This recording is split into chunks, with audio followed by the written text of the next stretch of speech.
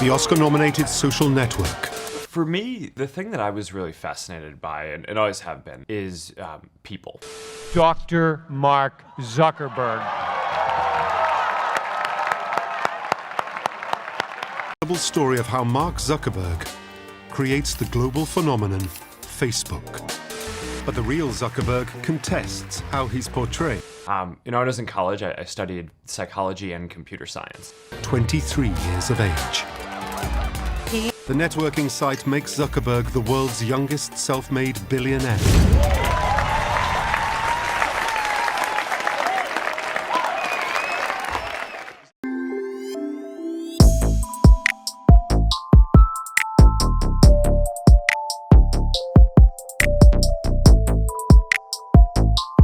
Imaginez dépenser $1 milliard.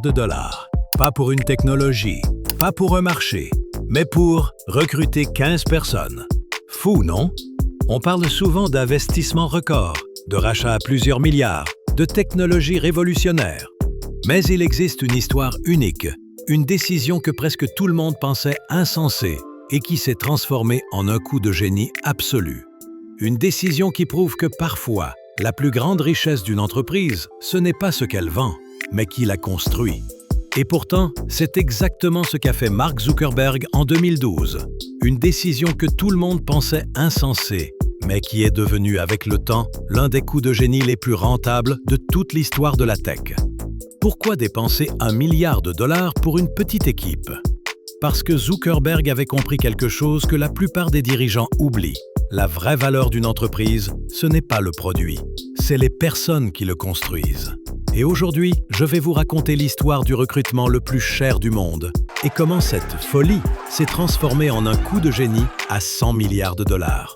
Alors, si ce genre d'histoire vous inspire, si vous aimez comprendre ce qui se cache derrière les plus grands coups de génie du monde de la tech, pensez à vous abonner. C'est gratuit et ça m'aide à vous raconter encore plus d'histoires comme celle-ci. Êtes-vous déjà abonné? Ok, merci. Commençons. Pour comprendre l'histoire de Facebook, revenons un peu en arrière. Tout a commencé à Harvard, en 2003. Un étudiant en informatique nommé Mark Zuckerberg crée un petit site appelé FaceMash. Le principe? Comparer les photos des étudiants de Harvard et voter pour savoir qui est le plus hot.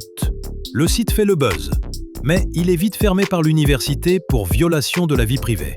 Vous êtes accusé d'avoir intentionnellement forcé la sécurité, violé les règles du copyright, violé les lois sur la vie privée avec votre site web www.facemash.com.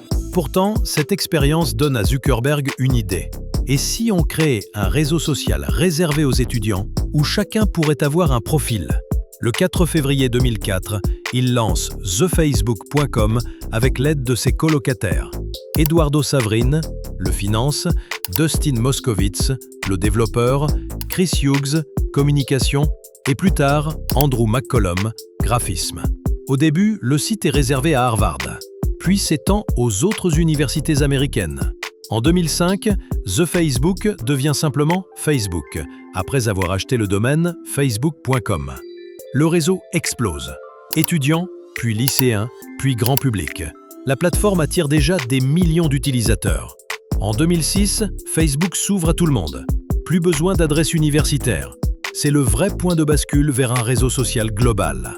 2008, Facebook dépasse MySpace, jusque-là numéro 1 des réseaux sociaux.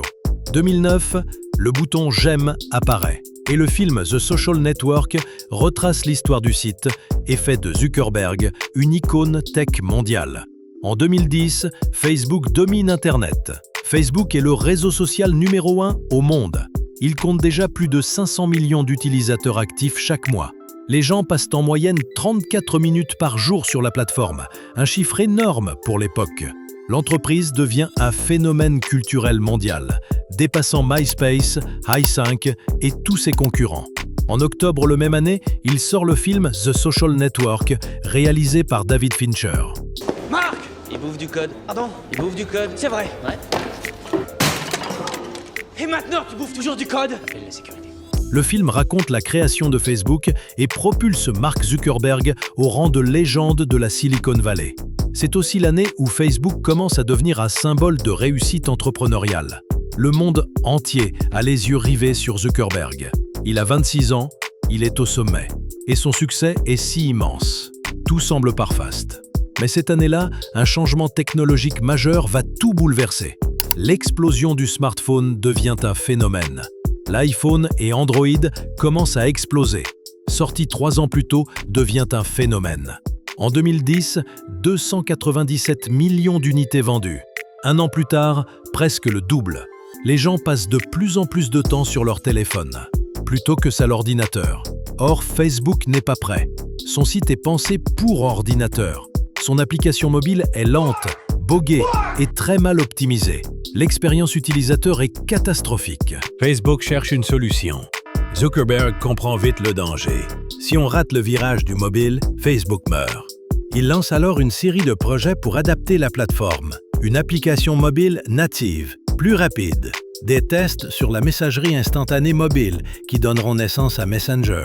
Le renforcement de la publicité ciblée pour smartphone. Mais malgré tous ces efforts, Facebook peine à suivre. Et pendant que les équipes se battent pour rattraper leur retard, la naissance d'Instagram, une petite application mobile fluide et élégante, explose sur le marché. Zuckerberg le sait. Facebook risque d'être dépassé. Pendant ce temps, à San Francisco, une petite équipe de 15 personnes développe une application toute simple. Une app qui ne fait qu'une seule chose, qui permet de partager des photos instantanément avec ses amis. Son nom? Instagram. En 18 mois, Instagram passe de 0 à 30 millions d'utilisateurs, sans pub, sans marketing, sans de fonctionnalités inutiles, juste des images, des filtres et une interface élégante. Et juste grâce à une idée brillante et une exécution parfaite.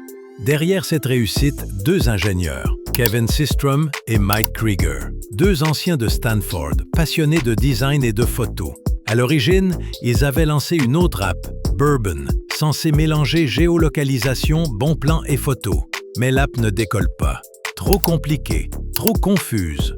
En observant leurs utilisateurs, Kevin et Mike remarquent quelque chose d'inattendu. Les gens adorent partager des photos.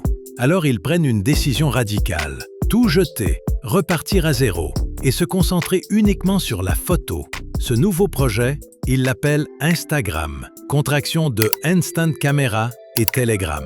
Le succès est immédiat. En seulement 8 mois, l'application atteint 5 millions d'utilisateurs. En 2012, elle devient la chouchoute de la Silicon Valley.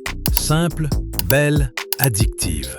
Et surtout, parfaitement adaptée au smartphone. Là où Facebook rame encore à s'adapter au mobile, Instagram est né mobile. Et ça, Zuckerberg le comprend très vite. Pour lui, Instagram n'est pas juste un concurrent, c'est une menace existentielle. Facebook essaie d'abord de recruter Kevin Systrom, en vain. Puis il tente de racheter l'entreprise, mais les fondateurs refusent. Ils veulent rester indépendants. Il la tente 2 fois. Malheureusement, la porte se ferme. Mais Mark Zuckerberg ne lâche jamais.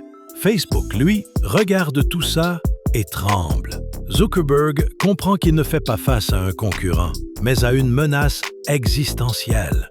Zuckerberg veut absolument rencontrer encore Kevin Systrom. Il l'invite, non pas dans un grand restaurant, mais dans sa maison de Palo Alto. Pas de costume, pas de pitch. Juste 2 passionnés de technologie. Pendant des heures, ils parlent de photos, de design, de culture Internet. Et à la fin du dîner, Zuckerberg lâche une bombe. Je veux racheter Instagram. Prix $1 milliard. Pour une entreprise de 15 personnes qui n'a encore jamais gagné même un seul centime. La Silicon Valley explose. Les analystes crient au scandale. Les investisseurs parlent de folie. Même à l'intérieur de Facebook, certains collaborateurs doutent. Mais Zuckerberg, lui, reste convaincu. Parce qu'il sait que le vrai trésor d'Instagram, ce n'est pas le code, ni même la base d'utilisateurs, c'est l'équipe. Il pose une condition essentielle. Les 15 employés doivent rester. Kevin et Mike garderont une autonomie quasi totale. Instagram restera une entité séparée, avec sa culture, son identité, son ADN. En réalité, Zuckerberg ne fait pas une acquisition, il fait un recrutement de luxe. Et il le sait, parce qu'il ne cherche pas un produit fini, Il cherche une équipe capable de construire le futur du mobile. Et il leur donne les moyens de transformer Instagram en un géant mondial. 10 ans plus tard, Instagram vaut plus de 100 milliards de dollars. Un retour sur investissement de 10 000%. L'application a transformé la façon dont on partage nos vies, nos voyages, nos entreprises, nos émotions. Et Facebook, devenu Meta, continue d'en récolter les fruits.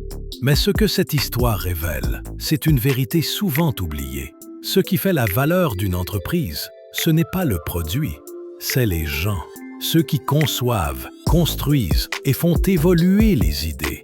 Zuckerberg n'a pas acheté une application. Il a investi dans une équipe visionnaire. En 2014, Mark Zuckerberg il a acheté encore WhatsApp. Date exacte de l'annonce, 19 février 2014. Montant du rachat, environ 19 milliards de dollars, ce qui en faisait, à l'époque, le plus gros rachat de l'histoire de la tech pour une start-up. Pourquoi ce rachat? WhatsApp explose sur mobile. Dans la même année, WhatsApp compte plus de 450 millions d'utilisateurs actifs mensuels, dont 70% actifs chaque jour. L'app est simple, rapide et sans publicité. Facebook veut renforcer sa position sur mobile. Après le rachat d'Instagram en 2012, Zuckerberg sait que le futur, c'est le mobile. Il veut donc contrôler les grandes plateformes de communication du monde. Prévenir la concurrence. WhatsApp était courtisé par Google et d'autres géants. Zuckerberg ne voulait pas répéter les erreurs du passé. Résultat aujourd'hui, en 2025, WhatsApp compte plus de 2 milliards d'utilisateurs actifs dans le monde. C'est l'une des applications les plus utilisées au monde, avec Facebook Messenger et Instagram, toutes détenues par Meta. Ce rachat est considéré comme l'un des plus stratégiques de l'histoire de la tech. Ce que Zuckerberg avait compris avant tout le monde, c'est que la valeur d'une entreprise ne se trouve pas dans son produit, mais dans les personnes qui le construisent. Ce n'était pas une acquisition, c'était un recrutement. Et c'est ça, le vrai génie. Parce qu'au fond, dans la tech comme ailleurs, ce qui fait la différence, ce n'est pas l'idée, ce n'est pas le code, c'est la team. Et vous, avec 1 milliard sur le compte, vous auriez recruté 15 génies? Je vous laisse réfléchir à la question.